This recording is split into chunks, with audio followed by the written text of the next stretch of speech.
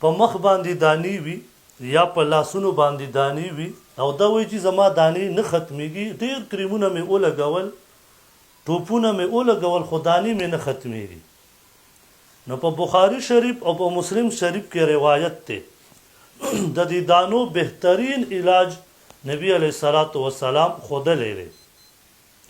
هغه علاج دا دی چې خوره براوالی هغې باندې به دا دعا ولولې: بسم الله تربة أرضنا بريقة بعضنا يشفى به سقيمنا بإذن ربنا.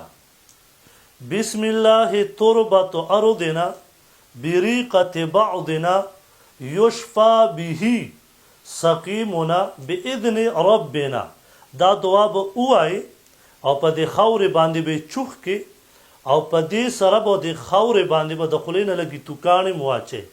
دغه خاوره چې کم ټیم تا ته ټیم میلاویږي، په مخ باندې دانی وي، په لاسونو باندې دانی وي، دا ولګوه.